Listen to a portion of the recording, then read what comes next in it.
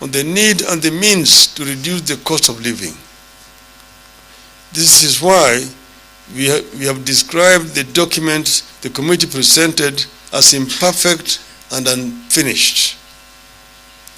It was not for lack of trying on our part that the committee was unable to agree on the issue of cost of living.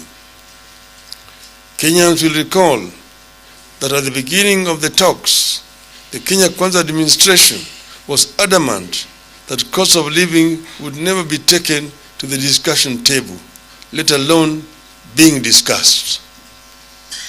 The Kenya Kwanza had insisted that the only issues it was ready to discuss were the reconstitution of the IEBC, implementation of the 2/3 gender rule, entrenchment of Constituency Development Fund, establishment and entrenchment of the office of the leader of the opposition, and the embedment of the office of Prime Cabinet Secretary.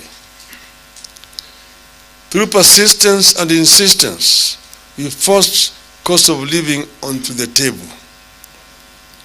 We had hoped that as the talks progressed, when life got harder for Kenyans, Kenya Kwanza leaders could have the empathy, soften their hearts, and agree to lessen the burden their policies had imposed on Kenyans. Our delegation pushed for the complete overhaul of the Finance Act 2023, which had come with harsh taxation measures and made and continue to make life unbearable to an overwhelming majority of Kenyans. At no expense to the government, we deployed our team of economists to recommend to the administration measures which, if adopted, would immediately bring the cost of living down. We asked the government to reduce travel budgets by 50%. We also called on the government to reduce the daily subsistence allowances for state and public officers by 30%. We further asked the government to reduce the road maintenance levy and the anti-adulteration levy by 5 shillings and 3 shillings per litre respectively. Our team further asked the government to reduce VAT on fuel from 16% to 8%. We called on the government to scrap the housing levy, or at least make it voluntary.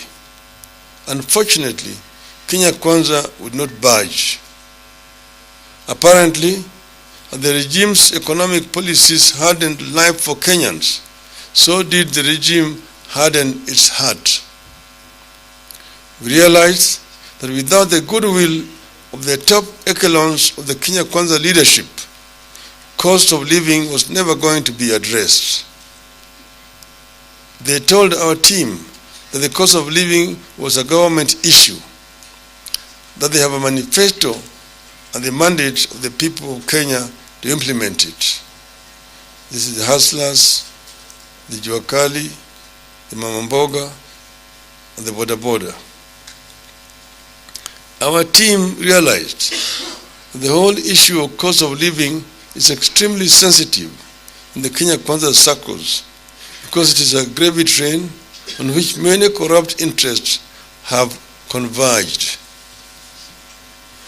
Cost of living cannot come down because the key people in the government are eating from it. That is why cabinet secretaries and other Kenya Kwanza shareholders recently fought over oil in the high seas. We got to understand that the housing levy, which even the courts have now found to be unconstitutional, cannot be scrapped because it is a gravy train. It is from this levy that the Kenya Kwanza hopes to build a campaign war chest for the next election. They forget that they may not get there. We realized that Kenya Kwanza cannot touch cost of living because it anchors the massive corruption that has returned